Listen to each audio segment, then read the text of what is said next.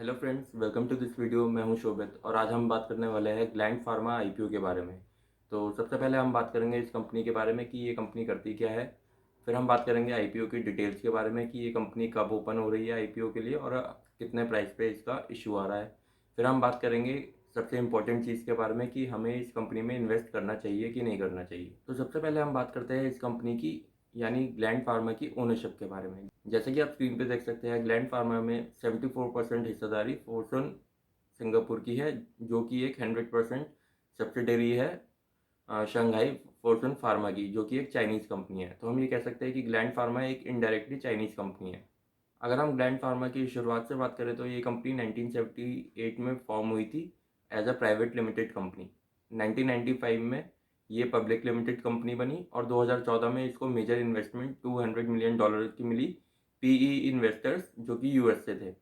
और 2017 में फोर्सन ग्रुप ने इस कंपनी में 74% स्टेक हायर करा और आज की तारीख में 2020 में यानी इसका आईपीओ आ रहा है। अगर हम कंपनी के बिजनेस के बारे में बात करें तो इस कंपनी के दो मेन बिजनेस हैं। पहला बिजनेस है इंजेक्टेबल्स का और दूसरा बिजनेस है जेनरिक फार्मा का। इंजेक्टेबल्स बेसिकली क्या होता है कि इंजेक्शन के अंदर प्री फिल्ड मेडिसिन होती है, यानी जो इंजेक्शन्स होते हैं उसके अंदर मेडिसिन पहले से ही भरी हुई आती है और हमें उसको खाली इंजेक्शन को अपनी बॉडी में लगाना होता है। और इसका जो दूसरा बिजनेस है वो है जेनरिक फार्मा का। अब ये जेनरिक फार्मा ये होता है कि जो एक कंपनी है, जैसे वो किसी बीमारी की कोई दवाई की खोज करती है तो उस कंपनी को उस दवाई के लिए 10 साल या 20 साल के लिए एक पेटेंट मिलता है और उस टाइम पीरियड में कोई भी कंपनी उस दवाई को नहीं बना सकती। लेकिन जैसे ही वो टाइम पीरियड खत्म हो जाता है, 10 साल या 20 साल का जो भी उस कंपनी को मिलता है, उसके बाद उसका पेटेंट खत्म हो जाता है, वो दवाई ऑफ पेटेंट हो जाती है और कोई भी कंपनी उस दवाई को बना सकती है। जब ये पेटेंट खत्म हो जाता है तो हम उस दवाई को जेनरिक दवाई बोलते हैं। ग्लैंड फार्मा का रेवेन्यू जो है, मेजर रेवेन्यू यूएस से आता है 67%, इंडिया से इसका रेवेन्यू 18% आता है और यूरोप से इसका 5% आता है। ये company basically B to B company है, यानी इसके जो कंज्यूमर्स है वो अदर बिजनेस है, ना कि कंज्यूमर्स है। तो हो सकता है ये कंपनी आपको फार्मा या केमिस्ट की स्टोर्स पे आपको ये कंपनी देखने को कम मिले, क्योंकि इसका 96% revenue B to B business से आता है और 4% ही खाली बी टू सी यानी कंज्यूमर्स। अगर हम मैन्युफैक्चरिंग फैसिलिटीज़ की बात करें तो इस कंपनी की इंडिया में 7 मैन्युफैक्चरिंग फैसिलिटीज़ है। जब भी कोई कंपनी अपना आईपीओ लाती है तो वो अपना एक ड्राफ्ट रेड हेरिंग प्रोस्पेक्टस लाती है, जिसमें कंपनी की सारी डिटेल्स होती है और फाइनेंशियल्स की भी डिटेल्स होती है। इस कंपनी की डीआरएचपी में ये भी लिखा है कि ये यूएसए के अंदर फास्टेस्ट ग्रोइंग इंजेक्टेबल कंपनी है 2014 से 2019 के बीच। अगर हम इस कंपनी के पिछले 3 साल की परफॉर्मेंस के बारे में देखें तो आप जैसे कि आप स्क्रीन पे देख सकते हैं, इस कंपनी का रेवेन्यू 3 साल से 28% ईयर ऑन ईयर बढ़ा है और इस कंपनी का एबिटदा 37% बढ़ा है और इसका final profit 55% year on year CAGR की दर से बढ़ा है, जो कि काफ़ी अच्छा है। अब हम बात करते हैं इस कंपनी के आईपीओ की डिटेल्स के बारे में। जैसे कि आप स्क्रीन पे देख सकते हैं, इस कंपनी का आईपीओ 9 नवंबर को खुल रहा है पब्लिक के लिए। हम 9 नवंबर को ये इस आईपीओ में हम अप्लाई कर सकते हैं और जनरली आईपीओ 3 दिन के लिए खुलता है, 9, 10 और 11। तो आईपीओ 9 को हम अप्लाई कर सकते हैं, 10 को कर सकते हैं और 11 को कर सकते हैं। इस कंपनी का आईपीओ साइज़ है 6,480 करोड़, जो कि काफ़ी बड़ा साइज़ है। मतलब ये आईपीओ काफ़ी बड़े साइज़ का आईपीओ है। इस कंपनी की जो शेयर का फेस वैल्यू है वो है ₹1 और जो प्राइस बैंड है वो है 1490 से लेके ₹1500। ग्लैंड फार्मा का आईपीओ दोनों एक्सचेंजेस यानी बीएससी एनएससी पे दोनों पे लिस्ट होगा और रिटेल पोर्शन 35% है, यानी जो भी टोटल आईपीओ में जितने भी शेयर मिल रहे हैं 35% रिटेल इन्वेस्टर्स के लिए रिजर्व किए गए हैं। कई आईपीओ में ये 35% ना होकर 15% या 20% होता है, लेकिन इसमें ये 35% है, जो कि काफ़ी अच्छी बात है। अगर हम आईपीओ एप्लीकेशन की बात करें तो मिनिमम हम 10 शेयर के लिए अप्लाई कर सकते हैं, जिसका अमाउंट 10 इंटू 1500 यानी 15,000 बैठता है और मैक्सिमम हम 130 शेयर के लिए अप्लाई कर सकते हैं, जो कि 195,000 के लिए बैठते हैं। अब हम इसके मिनिमम और मैक्सिमम अलॉटमेंट के पीछे का लॉजिक जानते हैं। सेबी के अकॉर्डिंग जो मिनिमम अलॉटमेंट है वो एटमोस्ट 15,000 होना चाहिए। तो अगर इस शेयर का प्राइस 1500 है तो इसका मिनिमम अलॉटमेंट 10 है।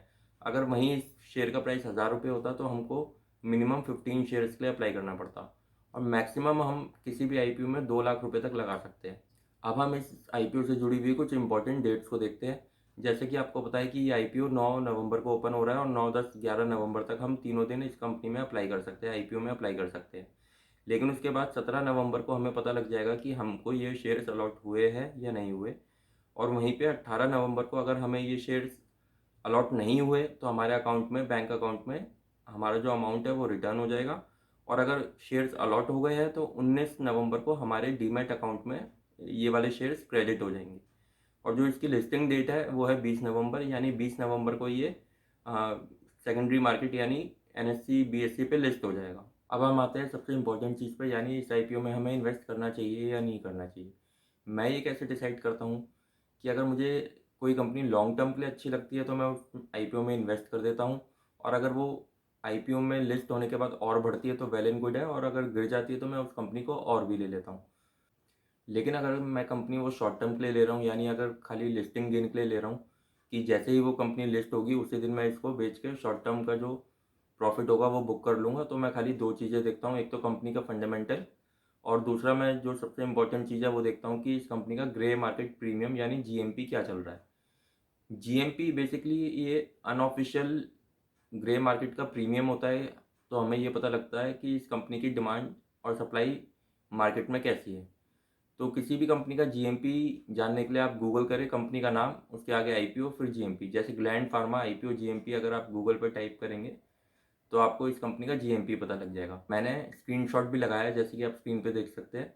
इस स्क्रीनशॉट में जैसे कि आप देख सकते हैं 2 तारीख को यानी 2 नवंबर को इस कंपनी का जीएमपी 200 रुपये था, कोस्टेक 1250 रुपये और सौदा एनए नॉट एप्लीकेबल। अब मैं आपको तीनों का मतलब बताता हूँ। प्रीमियम 200 रुपये का मतलब, अगर इस कंपनी का इशू प्राइस 1500 रुपये है तो 2 नवंबर को उम्मीद थी कि ये 1700 के अराउंड लिस्ट होगा। कोस्टेक रेट का मतलब होता है कि आपने अपनी आईपीओ की एप्लीकेशन बेच दी बिना ये मालूम हुए कि आपका आईपीओ अलॉट हुआ है या नहीं अलॉट हुआ। लेकिन सौदा का मतलब ये होता है कि आपकी एप्लीकेशन आ गई है और आपको अलॉटमेंट मिल गई है।